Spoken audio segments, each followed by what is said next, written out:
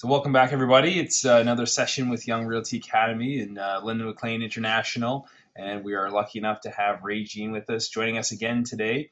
She's coached us earlier this year on another session, and she's finally back for going all in with accountability. As I'm always preaching to you guys that the best reason why you become an agent is so you don't have to have accountability. You can work on your own. You're independent. Nobody's going to be phoning you at home saying, "Where are you? Why are you at work?" But the problem with real estate is the worst thing about it is there's no accountability. And you need to make yourself accountable in order to be a disciplined realtor and make sure you get what you need to get done every single day so that you're going towards your goal and you're meeting your targets. So today's session is all about accountability, and please welcome Ray Jean. Thank you, Stephen. Thank you so much for having me on this call today. I love this topic. It's something that I do almost every single day, and I'm very passionate about it. My name is Regine Christopher. I'm with McLean International. I've been a coach with Linda since the mid-90s, I believe. So thank you for having me here. Anytime.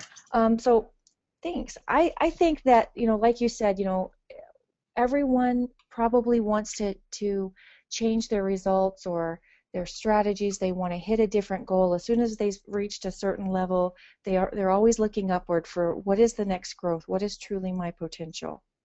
And a lot of agents think that there's some magic pill out there. So what is the magic pill? What do I need? There's just this one thing that I need. Well, I believe that the magic pill is accountability. And that's everyone is on the call. They know that. They're investing their time. They want to increase their productivity and income. But to a lot of people, accountability is similar to a four-letter word. They do not want to hear it. No, no thank you. I will just keep banging my head against the wall, doing the same things I've always done and getting the same results I've always gotten. Or very often I'll hear, I'll just try harder, I'll work harder, I'll squeeze more into my day. And that does not work in the long run. So what's important to understand is that within your current comfort zone lies all the potential for your current results. So we've got to get over there where the magic happens. We've got to get comfortable with being uncomfortable. And there are some people who are more disciplined or have awesome focus, but what I found is that no one can successfully hold themselves accountable in the long run. And being held accountable is uncomfortable, and it's worth it. So what I intend to do on our call today is to show you what to be accountable to, how you and your coach or your accountability partner can help you stay accountable to your business, and who should be the one to help you do that. So let's talk for a moment about the what of accountability. What should you be accountable to? Is it the activities that you do, or is it just results? Do you show up and tell your accountability partner what you've done to generate the results, or do you just show up and tell them how many listings and how many contracts you wrote? I believe as a business owner, which is what you are, is you must be committed to your business. You must be committed in doing the right things for your business so it gets what it needs to grow. So I'm a firm believer that you stay accountable to the activity, and the activity breeds the success. And the number one thing, the number one activity, the only thing that matters is your lead generation. So are you generating enough leads to hit your production and income goals? And until that answer is yes, your only focus is lead generation. So if you don't generate enough leads to hit your goals, I'd like you to decide on how many hours of lead generation you must commit to each week to have enough leads. And if you don't know how to calculate that number, there's a simple way to do it. So in any 1 hour block of time that you are lead generating, figure out how many dials does it take for you to reach a real person and have a conversation. That's called a contact. And then what's the number of conversations or contacts that you must make to set an appointment? And then how many appointments do you have to actually write a contract, whether that's a listing contract or a buyer contract? So this number of hours or number of contacts becomes your first and most important item of accountability. So as I talk about ways of being held accountable later on in this call, you're going to see how much importance I really put on this one. I'll demonstrate that for you later. Now, I know you're busy and stuff comes up. There are inspection items and offers to negotiate, last minute showing appointments. It never fails. There's always someone who calls in and says, I'm just in town today. Can you show me property? I know that that definitely happens. And while those things are urgent and important, you must commit to being accountable to lead generation first. And lead generation is not passive, meaning I don't mean blogging or posting on Facebook or creating a flyer or stuffing envelopes, because while that might be part of your overall marketing plan, that's not what I'm talking about when I say lead generation. I suppose I should use the word prospecting, actually. Um, I hope that you know where your business comes from. Or if you don't, you'll immediately start tracking your lead sources and your closed business sources, because you don't have to do it all. All you have to do is just do what works for you and do enough of it. So that's lead generation. That's number one. The other big rocks that you're going to be accountable to are your personal and family time and time working on your business. So the purpose of business is to fund the perfect life. So for all of you type A agents, please be sure and allow yourself to be held accountable to your personal and family time as well. And we're going to talk more about that too when we discuss how to go all in with accountability. So working on your business is goal planning, scheduling for the week, attending your coaching meetings with either a coach or a peer, reviewing your financials with your CPA, and investigating new ways of bringing in business. These are all your big rocks. If you haven't seen Stephen Covey talk about big rocks, you can find great videos on YouTube about putting your big rocks in first, and it's just a great example. Everything else in the course of your real estate business is working in your business. So showing property, buyer consultations, writing offers, listing presentations. And you might be saying, whoa, RJ, those are dollar productive. Yes, there are some very dollar productive tasks in your business. And actually, I would probably call a couple of them big rocks, but they are going to go into your schedule after the top three I spoke of earlier. Today's business should never interfere with generating tomorrow's business. That's what causes the roller coaster ride of feast and famine in some realtors' careers. You work, work, work to generate the clients, then you stall out looking for more clients while you handle those transactions, and that's what creates this roller coaster. Because once you stall out and you stop looking for clients, guess what? When those deals are done, you're unemployed again. So we definitely want to avoid that. So I think maybe I can explain this better by showing you the how of going all in with accountability, and I'm going to start with what I believe is the most effective way to do it.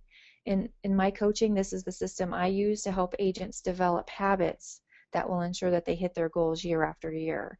And so what we're going to do is we're going to marry accountability with time blocking here, because I believe the biggest mistake people make when it comes to the daily habits that they must adopt to hit their goal is not putting their life in time. The second mistake people make is not giving the same respect to the appointments they set with themselves as they do with the appointments they set with others. For instance, have you ever intentionally blown off a high dollar client? No, probably not. But how many times have you blown off your own lead generation time in your schedule? A lot probably. Those are appointments with yourself, and they're very important. So whether you use an electronic calendar or the tried and true daytimer type of book, you can use this system I'm going to show you. Either one works. And on that note, people will ask me, well, which one is best, RJ? Is it electronic or manual? And the answer is, of course, whichever one you're going to use. That's the best one to use. Personally, I use an electronic calendar because that way I can set up reminders, alarms to go off and remind me before my next appointment.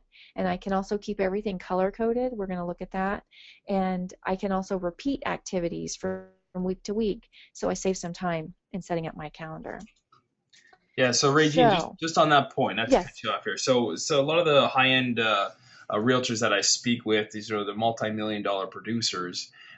They are religious about their schedule. And Yes. if you think about corporate world, right, corporate America, corporate Canada, corporate anywhere in the world, your day is very structured. You get in, you have to be in for 9 o'clock. You have to take your break at 10:30. You have to do the work before noon. You have deadlines all day long. It's frustrating for the person who is the employee because you're exchanging your time for your money. You're being very productive. You're not getting any sort of wealth from it, right? You're just sort of getting a minimal paycheck. So the beauty about real estate, you have the ability to have this sort of unlimited source of income come in, but nobody structures their day the way they need to structure the day, as in like if they had a corporate job. And I think this is a Exactly. very important topic, and it's very important that everybody listens to this because if you don't have a schedule of your day will just get away from you, and you're sort of at the mercy of the day. So if your phone call rings, you're going to go run at the phone call. If you get an email, you're going to go check the email. If somebody just randomly calls, you're going to go run out and check to see what they want. And that needs to be avoided with all realtors. You need to have a very firm structure in your day. And if you look at any top producer in the world, they're very structured from 9 to 5. That's typically what they work. Very often, I find most top realtors don't work in the evenings or weekends. It's very structured. They Hmm. have team members doing the evenings and weekends, but their day is very structured in terms of lead generation, client follow up, appointment booking, offer presentations, the whole 9 yards. It's all structured in that day.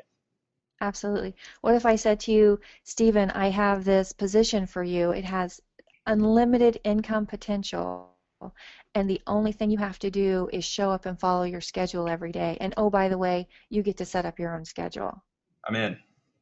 I mean, that's basically what we're talking Yeah, about no, here. that's exactly what real estate. That's what any sales job is, and Yes. to me, it's always it's always a strange thing to see sales agents struggling because it's such an easy thing to do if you have a system in place and just follow that system. And Yes. Jim Rome always had a very good quote, and he just said, create the system and then follow the system and live by the system. Like it's the only way you can Yes. run any business.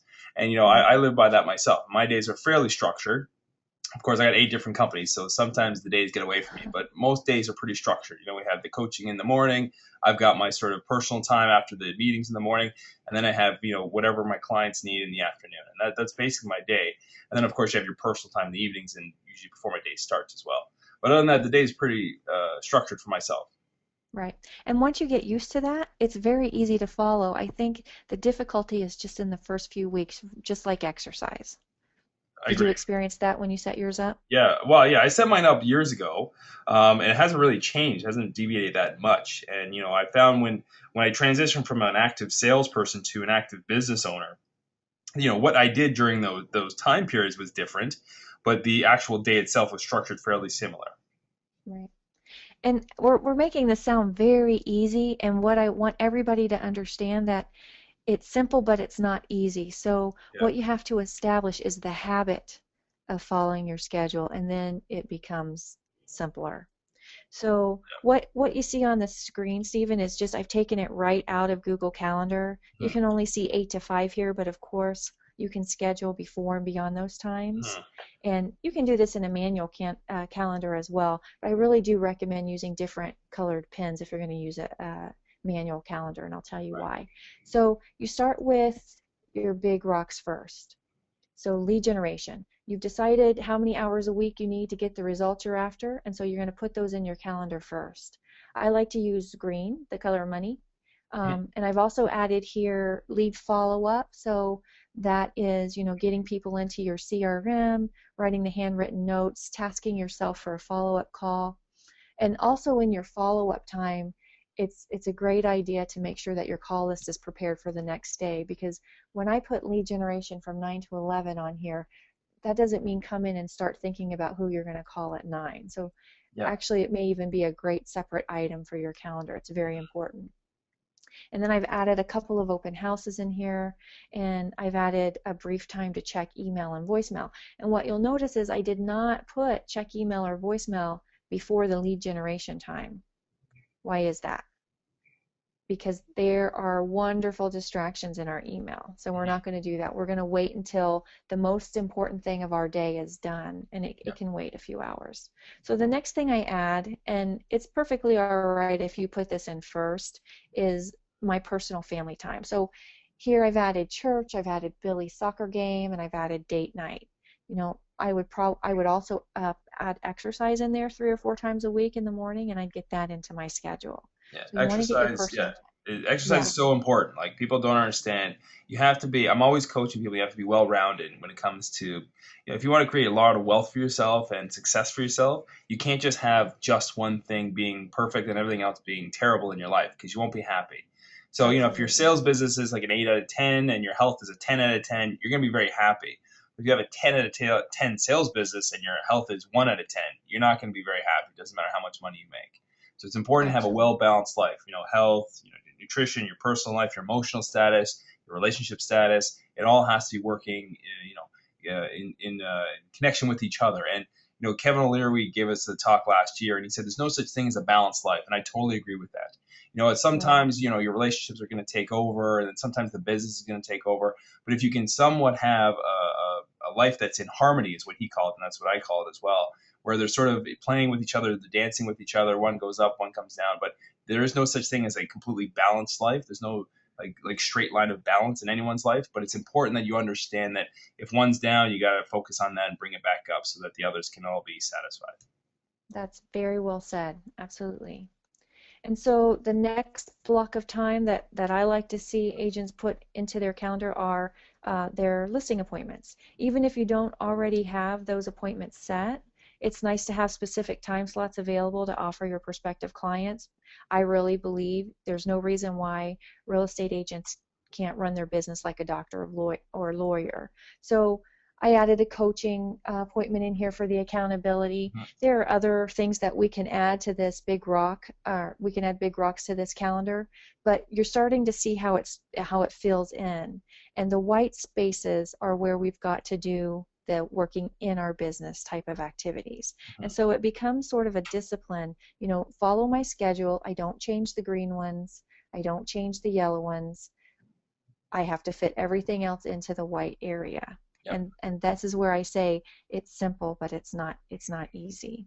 So we've completed our perfect week here, sort of. The next step is to get the accountability necessary to follow it. So here's how it works. With your coach or accountability partner, you're going to bring in a copy of last week's schedule, and you're going to bring in a copy of the current week's schedule. And the job of the accountability partner is to go over last week's big rocks first and find out how they did. I usually start right in on the lead generation first. So number one, I want to notice if they had enough hours to hit their goal. Mhm. If not, I want to talk about that. Yep. Are they resisting? Are they trying to hide from that? Number two, day by day, I ask them if they accomplished the goal. So I might say, so John, you were going to do 2 hours of prospecting on Monday. Did you do it? If John answers yes, then I'll say great, and I'm going to ask him about the results that he got from that. How many appointments did he set? And then I'm going to move on to the next day of prospecting. And if the answer is no on that day, then I've got some digging to do. It's time for me to hold up a mirror for John, and I'd probably respond with, no, okay, that's too bad. What got in the way? And a typical answer would be, well, RJ, I was showing homes that morning. And I would probably respond with, oh, okay, so you scheduled showing appointments during your lead generation time? And what I'm doing is I'm keeping John responsible to his schedule and not a victim of it. There's a big difference there. And I'm going to go on this way for the entire week. And I'm going to ask. And if you find that John has missed multiple days of prospecting, it's probably a great time to ask him, so John, how many appointments do you usually set during your prospecting time? And let's just say a good answer might be two. Then I would ask, what's your average commission, John? And he would say, well, RJ, it's about $7,500. And so I'd respond, ouch, John, you missed 3 days. That's $22,500 in potential gross commission income.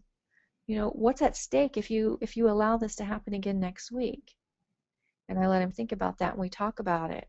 And then I continue to work through their week and checking on the items they completed and notating any results. And I'm probably going to circle anything that was left undone, so we've got a visual of what slipped through the cracks. And as a coach, I just merely keep John's goal in front of him, and I hold up a mirror so he'll acknowledge what's really going on. And I need to gain his commitment to getting back on track immediately. I never chastise or demean anyone. These are their goals.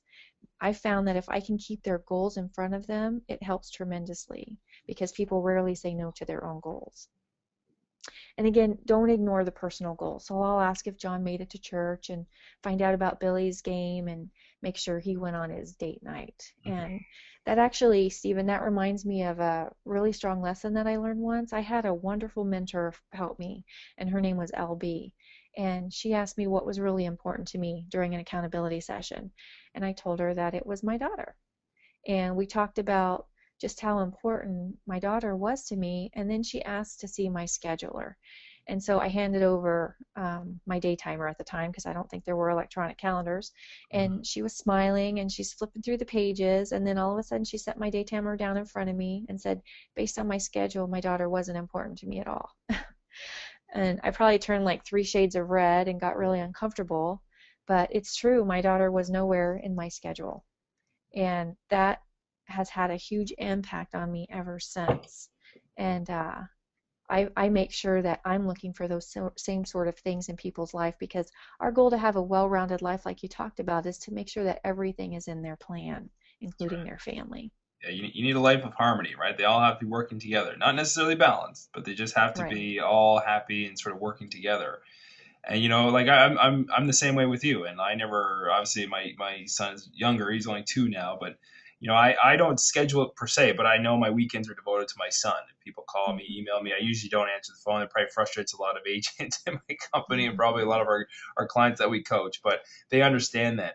And on that point, this schedule that you have here, it was later in my sales career that I actually used to send this once a year to my client base. I'd say, look, here's my schedule for the week. If you need to get a hold of me, I'm busy from 9 to 12 doing lead generation, but you can call me anytime from 12 to 1. And you would think it's silly, but people actually listen, and my phone would ring off the hook from 12 to 1. That's just the way Wow. it was. But it gave me free time to myself. They understood I wasn't going to be returning phone calls in the morning or the afternoon because I was with clients. And so my phone just didn't ring. And if you give this schedule to your clients, they'll say, look, okay, I get it. This is your schedule. This is your business. This is how it runs. Can you imagine calling a doctor in the middle of the night saying, hey, I need your information right now? It just wouldn't happen. They're only there from 9 to Exactly. 5 or wherever it is, their schedule. So you have to be respected by your clients, and you understand that if you give this to them, they'll appreciate it and they'll follow your schedule just as much as you follow it. Absolutely. Very good point. So one of the things on your So, schedule as well, though, Regine, is some agents obviously work with buyers. You have yes. listing appointments at two different times? You have a point in here where you put in buying appointments, like showing appointments. Yes, you absolutely could. I have listing appointments at 2 times. They could actually be any kind of appointment, but I love the script, where you're not asking someone, would you like to meet? It's more, does tomorrow at 2 o'clock work or is 5 p.m. better? Right. So it that helps as well Hmm.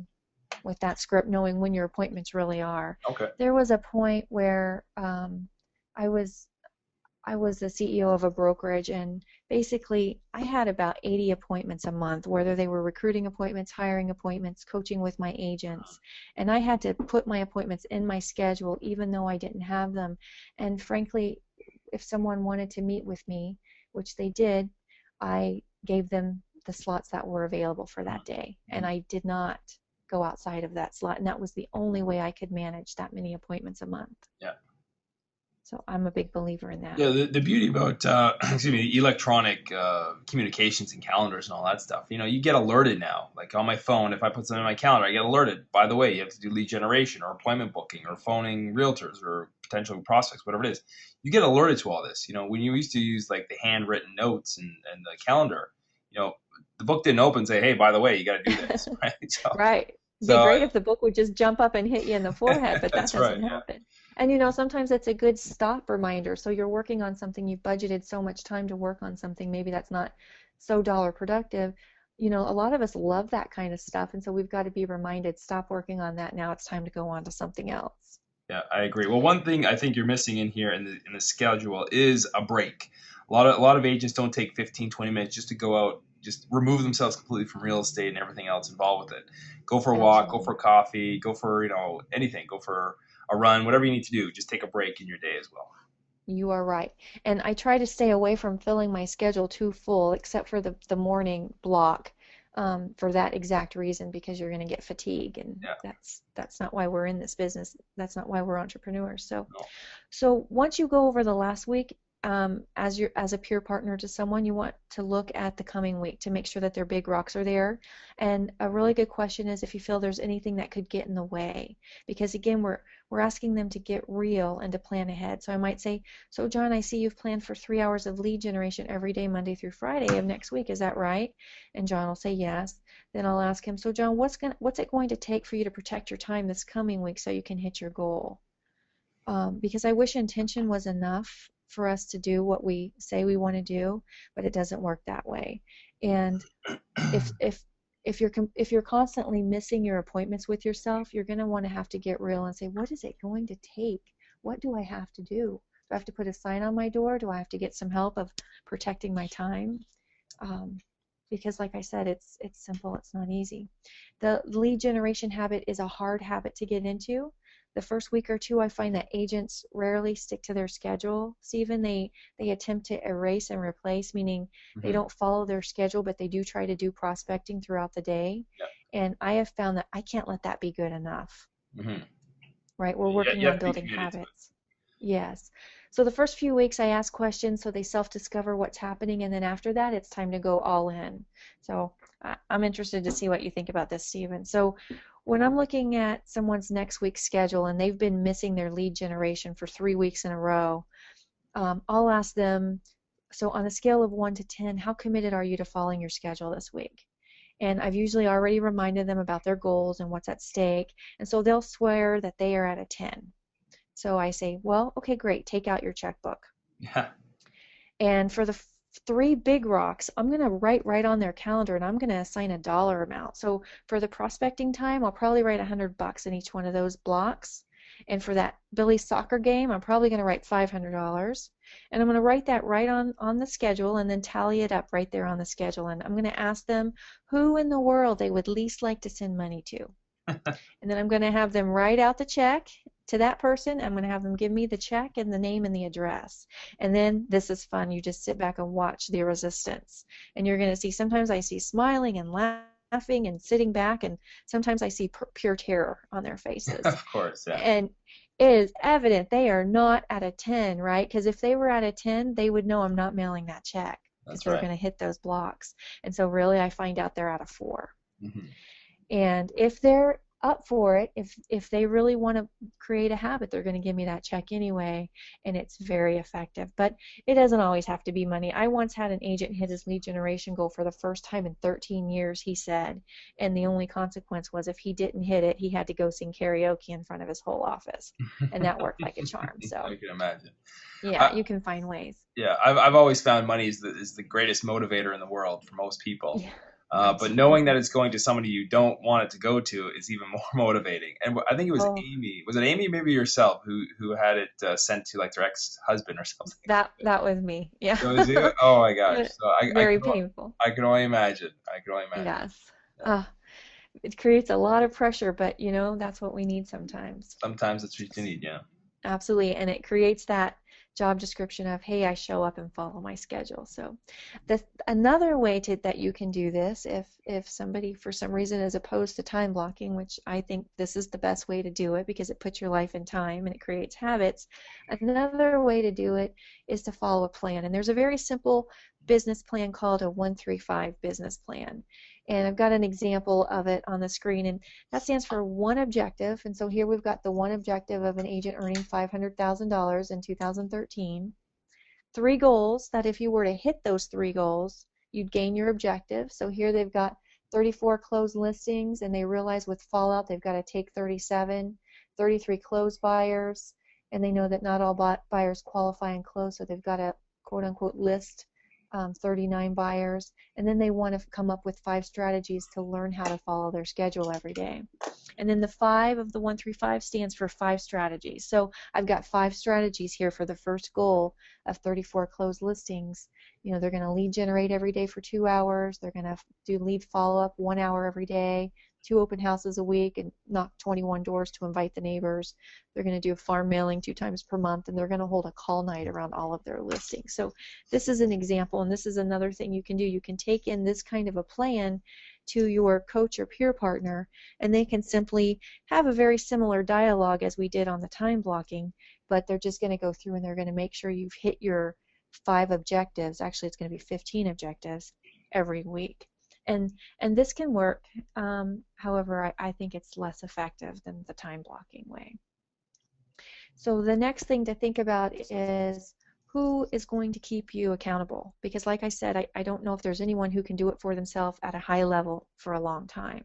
So I'm a coach, so of course I believe professional coaching is best. However, if you have someone who cares enough about you that they can tell you the truth and they can tell you what you need to hear, and it even if it doesn't make them very popular with you, and they're strong enough to help you avoid rationalizations and hiding places and help you just deal with your actions and your results. And I think another important thing is if you feel like you can confidentially tell them about your life and your business, and you can feel safe enough to be vulnerable to ask for the help where you need it, then that can work too. Um, but you must have a real appointment each week. It does not work on the fly. So you've got to treat it like it's a professional appointment. Yeah, has to be And scheduled. so, absolutely, because, yeah, I mean, that's what we're talking about here. If it's not your schedule, it's not going to happen. So, on your first appointment with this person, I think it's really important to discuss why you have the goals that you have. What does it mean to your family? Because that's what's really going to motivate you in the long run. So if you're a peer partner, it's important that when you get their income goal, and it's important to get an income goal because that's measurable, um, you've got to ask them, what does that bring to you? What's at stake if you don't reach those goals? If somebody tells you, well, I think that would mean that I'm successful, that's not good enough. That's not going to motivate them. You need to find out that they need the money because their kids go to private school and they want them to have opportunity, or they've got a parent living with them and they're paying for the medication, and that sort of thing. That's what's going to make people's feet hit the floor in the morning. Another thing that I like to do at the initial meeting is to read their financial thermometer. So if someone tells me that their goal is to make $250,000 in the next 12 months, I'm going to ask them, so would you be happy if you made 200,000? Would that be okay? And if they say, yeah, that would be okay, then I'm going to continue to lower the thermometer until I get to the point where they say, oh no, no, that would not be okay. And I have found that a person will usually hit an income goal precisely where their financial thermometer is set and not the goal that they told me verbally. And so if somebody tells me 250 and I find I've gotten all the way down to 100 and they say, no, that wouldn't be okay, I wouldn't be able to pay my bills and maintain my lifestyle, then I'm going to have to talk with them and challenge them and find out what is it going to take for them to raise that thermometer to the figure that they first gave me. Usually it's just more work on why that's a goal number for them. So that's kind of a gift you can give to someone if you get into a peer partner relationship. So to sum it all up, I guess, going all in with accountability is about knowing what it is you need to do and creating a solid plan around that, having a system to get real about your results, and having someone who you trust and who is strong enough to take that challenge with you. The first step, of course, is to build that plan, and it's either your full annual plan or break it down even further to your perfect week, because how can you be accountable if you don't have a plan, right? So I hope this information was valuable to you, Stephen, and all of your agents, and I would love to answer any questions that you have. Yeah, absolutely. I think we just need to touch on the partnership a little bit more. For me, Okay. accountability is much easier to do when you have somebody else making you accountable for what you're trying to do. And I always go back to my experience as a professional football player. And when I was trying to get into being a professional football player, I had a strength coach who would literally call me up if I wasn't at the gym saying, "Where are you? Get here now." Right. And like, I didn't want to most days go just because who wants to put themselves through that kind of pain for two Right. hours straight running and working out? It just, nobody wants to actually do it for what I did, anyways. And so, but there was someone there to call me, kick me in the butt, blow the whistle, make sure I was really giving my 100% effort every single day. And it was because of that that I made it, and no other Mm. reason why. So if that doesn't make you want to get a coach, you should just get one. Period. Okay. When I went into real estate, my real estate started to spike after I got a coach. there was Right. always this sort of expectation that like I could always drive myself to do something every single day anyways.